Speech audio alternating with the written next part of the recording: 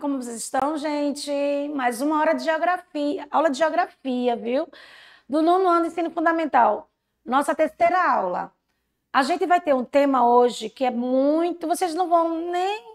Eita, tema novo, vocês conhecem bem mesmo, porque algumas ONGs vocês conhecem. Mas o nosso tema é corporações internacionais e organizações internacionais. Vamos junto, meus amores, hoje com a nossa querida, maravilhosa intérprete Joyce e nossos técnicos aqui ao lado. Vamos juntos? Vamos lá. Bom, comecei com a charge, tá? Eu pedi para vocês refletirem, dá uma olhadinha nessa charge aí que tem a bandeira da ONU, toda desviaçada, toda assim, estragada. O que vocês percebem com essa charge? Hein? O que vocês estão percebendo? Bom, uma bandeira toda cortada, desviaçada, significa que a ONU, ela tá, mesmo ela sendo nova, a criação após a Segunda Guerra Mundial, ela está em maus pedaços. O que quer isso dizer? Hein? Ela está desacreditada, desabilitada, não estou acreditando nela? Não, gente. Mas, infelizmente, os países que estão compondo junto com ela, muitos não têm essa credibilidade que a ONU tem, essa força que a ONU tem.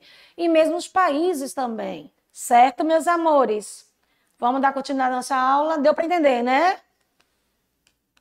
Bom, essa aula é para vocês reconhecerem as principais corporações internacionais na função, no mundo, no cenário do mundo, tá certo? Então, como é que a gente vai saber o que são elas, professora? Aí eu coloquei outra charge com a minha querida, amada Mafalda, que eu chamo carinhosamente Mafaldinha. Então, vê só. Essa charge, ela tem 2 pedacinhos. A primeira, no quadrinho, ela diz: use, compre, beba, coma, provê. Ei, para aí um pouco. O que eles pensam que nós somos? E o que nós somos, que ela senta, ela reflete, né? Lá no segundo quadradinho. Pô, o que nós somos mesmo? Vocês já fizeram essa pergunta a vocês? O que nós somos? Estamos no nono ano. Gente, a gente está com 2 anos de pandemia. A educação criou, reinventou, os professores de vocês fizeram maravilha, das tripas corações para dar as aulas de vocês, cada pedacinho de Pernambuco.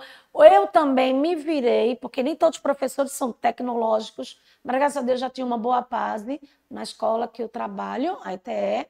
Então, mas muitos professores não tiveram essa oportunidade. Tiveram assim, ó, amanheceu, dormiu, 17 aulas normais, 18 aulas online.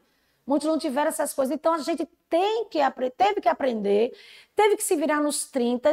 Então, o que nós somos mesmos? Nós somos guerreiros. Vocês são guerreirinhos. Mudei, tá? Passado 7º, 8º ano, 9º ano agora, vocês são guerreirinhos, gente. Sabem disso, né? E brasileiro é 2 vezes guerreiro, por si só, né? Então, vamos lá. Vocês sabiam, gente, que as organizações internacionais são aquelas instituições formadas por 2 ou mais estados, porém, no que não concerne o âmbito geopolítico, econômico e humanístico global, algumas delas se destacam pelas suas importâncias. Dentre elas, podemos citar, aqui vocês já podem conhecer, vamos lá, a ONU, a OMC, a OTAN, que está agora falando muito, que vou dizer já no finalzinho da aula, FMI, ninguém conhece FMI? Conhece sim, né? Banco Mundial, a OIT e a OCDE. Vamos conhecer um pouquinho de cada uma delas, meus anjos. Vamos ficar ligados? Ei, não dorme não, viu, galera? A ONU. ONU, gente, são organizações das Nações Unidas. Aquela bandeira logo no início, toda esfacelada, mas é uma bandeira branca, linda, considerada a mais importante organismo internacional. Atualmente ela existe com um dos fatores mais importantes, que é o quê, gente? Reunir praticamente todas as nações do mundo. Ela surgiu já no finalzinho da Segunda Guerra Mundial, que foi em 1939 a 45, essa Segunda Grande Guerra, não foi? Lembram? Bom, em substituição à antiga Liga das Nações, que objetiva promover a paz e a segurança mundial. Esse é o objetivo dela central, tá, gente? Promover a paz e a segurança mundial, para que todas as nações funcionem integralmente uma à outra, auxiliando e ajudando umas às outras, tá bom? Olha a bandeira, trilhando lá. Olha todas as bandeiras ao redor e o prédio principal da ONU. Certo, meus amores? Estão olhando direitinho no meus slides? Bom, vamos agora para a OMC, Organização Mundial do Comércio, que é uma importante organização criada com o objetivo de quê, gente? Supervisionar e liberar comércio internacional. Ela surgiu oficialmente em 1º de janeiro de 95, de acordo com a Marrakech, em substituição a um acordo geral de tarifas e comércio que começou lá em 1947, vê? 47 começou, mas ela veio surgir com esse nome oficial em 95, tá? Aí tem WTO e a OMC. O que significa isso? Essas listinhas assim, vermelho, azul, verde. Vamos ver o que ela significa, meus amores. Bom, a OMC, ela tem os subsídios agrícolas que se transformaram em interna política nas negociações da OMC, gente. Por quê? Porque os países que estavam em desenvolvimento, eles exigem o direito de subsidiar alimentos para lutar contra a fome. Um tema que a gente, nos últimos 3 anos, está tão visível, infelizmente, com a pandemia e com os outros países que estão, assim, em guerras constantes. Bom, alego que, além disso, que a Europa e os Estados Unidos, eles subsidiam maciçamente sua agricultura, tá, meus amores? Aí você vê a agricultura da África, totalmente desprovida de tecnologia, ainda humanamente bem precária. E vocês veem agora outra foto da agricultura dos Estados Unidos. Reparem bem, uma com a tecnologia, com maquinário, tudo subdividido, as plantas estão verdinhas porque tem água, tem tudo, toda estrutura para ter uma excelente agricultura, tá? Aí quando você volta aqui para a agricultura da África, o que você vê? É uma disparidade muito grande, né? De qualidade, de equivalência, de tudo. Infelizmente. Vamos para a FMI. Já ouviu falar em algum momento da FMI, gente? Fundo Monetário Internacional, que é uma organização internacional criada em 1944, numa conferência de Bretton Woods, formalmente em 27 de dezembro de 1945, por 29 países membros, e ela foi homologada pela ONU em abril de 1976. Qual era o objetivo dessa FMI? Bom, inicialmente de ajudar na reconstrução do sistema monetário internacional no período pós-Segunda Guerra Mundial, que muitos países estavam totalmente esfacelados, né? Então tinha que se reestruturar financeiramente, tá bom? Aí tá a bandeira da International Monetary Fund, tá? Bom, dívidas. Quando a gente fala de investimento, mas é investimento de empréstimo, aí a gente pensa o quê? Dívidas, né? Bom, dívida pública são os bancos, tem uma crise, o Brasil fica arrecadando, tal, mas o nosso Brasil ainda está ali, ó. Veja essa sarja, né? O Brasil recebe poucos para dividir saúde, para dividir educação, para dividir comércio, tudo. E a dívida pega quase tudo da gente, porque são juros absurdos. Não é os juros adequados, mas eu acho excessivamente absurdo. E quando qualquer país que esteja em crise, qualquer juros a mais é menos para o nosso Brasil, o nosso país, tá? A FAO. O que é a FAO, meus anjos?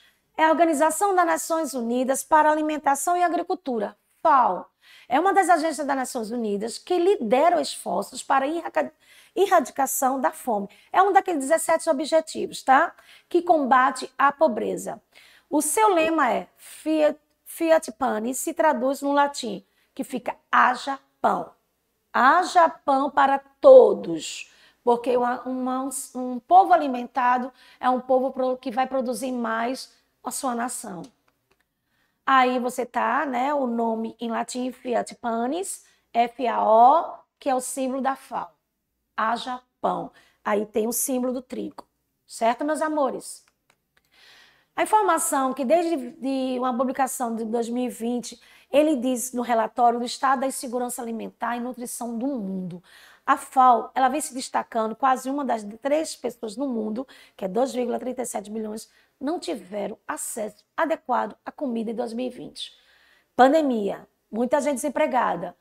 2020, 2021 foi aquela coisa que cada vez está aumentando. Só olhar nas ruas, gente, pessoas pedindo, medicando. Então, muita gente perdeu casa. Imagina não ter comida adequada na mesa. Muita gente não vive, não está tendo comida na mesa. Então, é uma coisa gritante que os governos têm que olhar isso com muito cuidado. Então, foi um aumento de quase 320 milhões de pessoas em apenas um ano. A fome, ela é intolerável, inadmissível.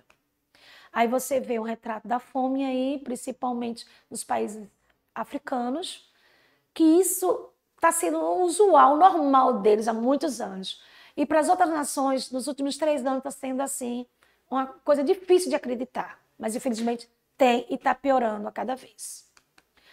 Você sabia, meus amores, que o Programa Alimentar da ONU, ela revelou que os países mais afetados são a Burkina Faso, Sudão do Sul e o Iêmen. Naqueles países e territórios, a população atingida pela insegurança alimentar aguda aumentou cerca de 94 milhões para 147 milhões de 2016 a 2020, ou seja, bem antes da pandemia. Então, a pandemia só veio piorar a situação que já estava acontecendo em 2016. Infelizmente, nesses países aí. Unicef, vocês já ouviram falar da Unicef, né? Aqui a gente tem o programa Criança Esperança, que ela cita muito a Unicef. Então, Fundo de Emergência Internacional das Nações Unidas para a Infância é um órgão das Nações Unidas que tem como objetivo promover a defesa dos direitos das crianças, ajudar a dar aquela resposta às suas primeiras necessidades, a contribuir para o seu desenvolvimento e criando condições duradouras para que, entre projetos, entre outras coisas, entre outra ONG, ela pode dar o suporte necessário para que vocês, crianças, tenham necessidade da sua infância até a sua adolescência, ter alguma ajuda, algum trabalho, alguma educação melhorada para chegar a ter algo no futuro de condições que possa se equivaler em outras relações a outras crianças, em outros países, tá? São oportunidades únicas que, se você tiver no seu bairro, na sua comunidade, agarrem nessas escolinhas comunitárias, nessas ONGs, nessas pequenas, de alguma,